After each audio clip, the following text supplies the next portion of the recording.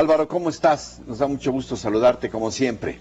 Gracias, Ricardo, muchas gracias por esta oportunidad de hablar de mi paisano. Fíjate, Ricardo, Bueno, Emilio González Márquez es de Lagos de Moreno, Jalisco, de esa región de los Altos, de donde hay estuvo. paisanos así, Álvaro. Sí, como Ramón Muñoz, el senador, que también es de ese municipio alteño. Oye, pero entiendo que tu tesis es que esto no es una anécdota aislada, esto de las copas y las frases y las mentadas de madre. ¿Esto refleja algo más, Álvaro?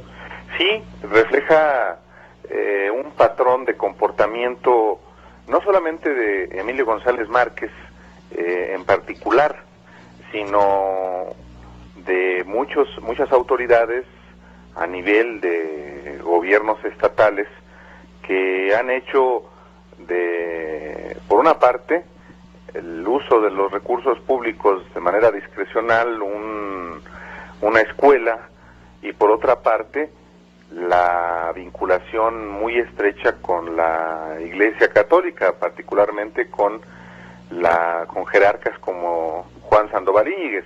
En el caso, por ejemplo, de Jalisco, desde que el PAN ganó las elecciones en 1995, la relación con Juan Sandoval Íñiguez ha sido muy estrecha.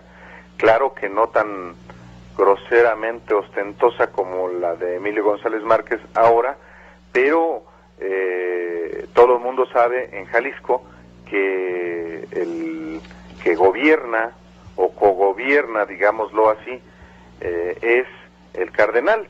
Ocurrió con Cárdenas Jiménez, ocurrió luego con el propio Francisco Ramírez Acuña, y hoy de manera muy ostentosa, muy evidente, con el gobernador González Márquez. Pero también, si me permites, Ricardo, se trata de un comportamiento muy común en otros estados de la República, como es el caso de Querétaro, donde el obispo Mario de Gasperín cogobierna también con las autoridades panistas estatales, y en Guanajuato, donde el gobernador Juan Manuel Oliva también inclusive se da el lujo de acudir cada 8 días a la celebración religiosa, no solamente como un fiel más, algo que es muy respetable, sino haciendo evidente que se trata del gobernador muy estrechamente relacionado con la jerarquía católica. Oye, ¿y qué está pasando al interior del PAN y sobre todo en la conexión hacia Los Pinos? ¿Cómo se está viendo esta ultraderecha exacerbada? ¿Es un movimiento unánime o no?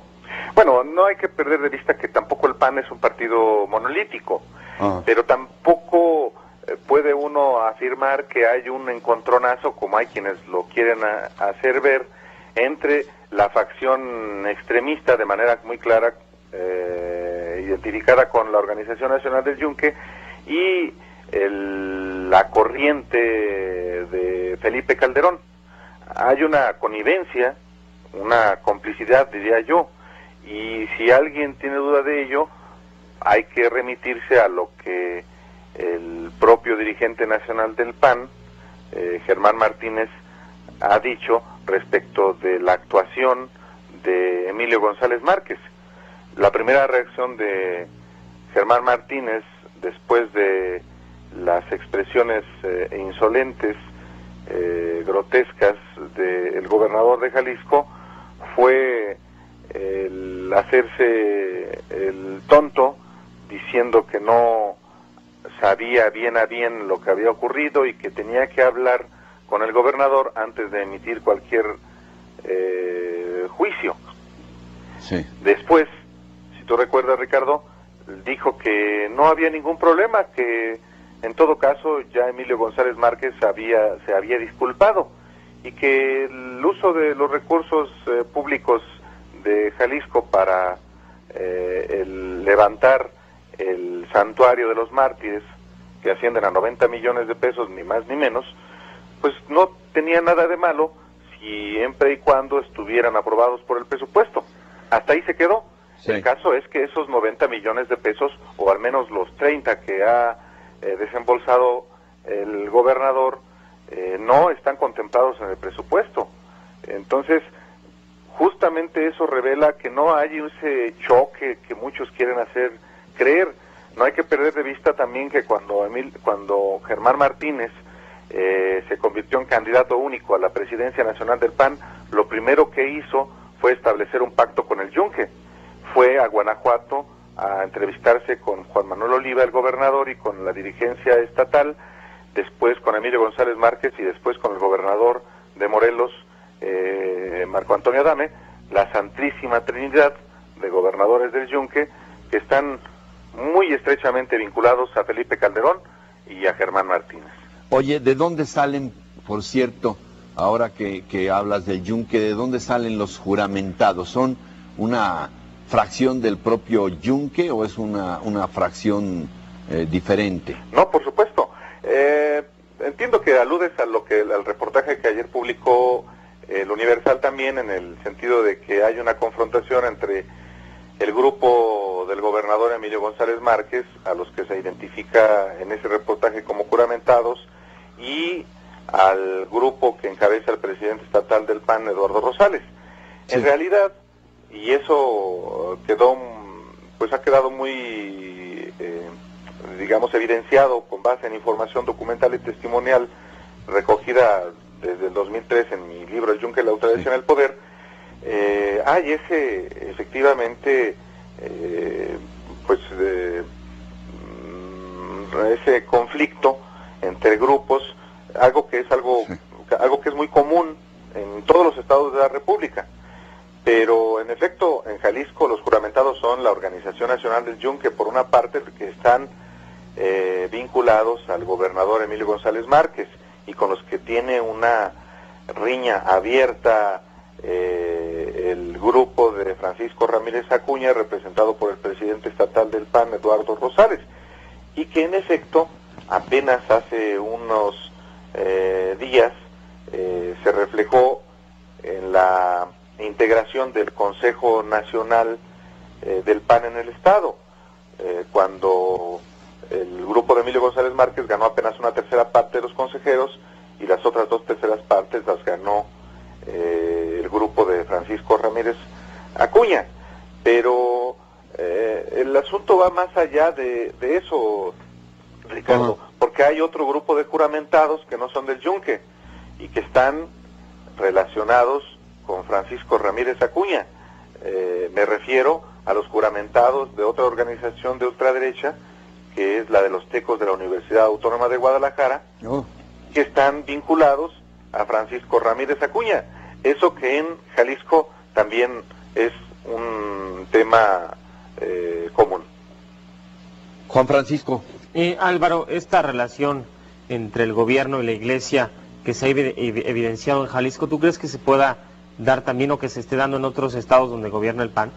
Sí, por supuesto, Juan Francisco, buenos días, qué gusto saludarte.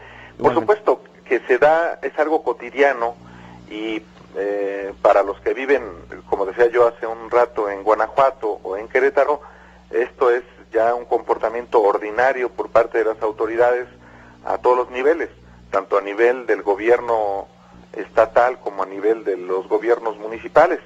Pero también ocurre en Baja California, donde tienen ya los panistas casi 2 décadas de ejercer el poder. También se manifestó en Yucatán en el sexenio que encabezó Patricio Patrón. Se da en Tlaxcala, inclusive, donde un expriista de pronto amaneció panista y se convirtió en gobernador, como es Héctor Ortiz. Se da en Aguascalientes y se da en San Luis Potosí. Se da en todos los estados donde el PAN tiene presencia. Y es algo que no es reciente. De hecho, si me permiten, Juan Francisco, Ricardo, yo les dedico un capítulo a este comportamiento de mi libro, el más reciente, El engaño, prédica y práctica del PAN. en el que en este capítulo, en la manipulación de la fe, describo cómo la vinculación entre las autoridades panistas, sean del Yunque o no del Yunque, es un patrón de comportamiento desde que comenzaron a ejercer el poder los panistas. Ahora, obviamente, con gobernadores como Emilio González Márquez se hace bastante escandaloso, pero no olvidemos que apenas el año pasado el que estaba en el centro del escándalo era el gobernador de Guanajuato, o ha ocurrido en otros momentos con el gobernador de Morelos, o en Nuevo León. En fin, no es una cosa que sea privativa de un solo nivel de gobierno, ni tampoco de una sola facción del PAN. Lo vimos con Vicente Fox, y también lo hemos estado viendo, si bien con una cierta un cierto recato, con Felipe Calderón, o de manera específica con su mujer. Como siempre, muchas gracias, Álvaro, por tu colaboración generosa. Te mandamos un abrazo desde acá. Gracias. Chale, pollito, ahora sí ya te lamenta.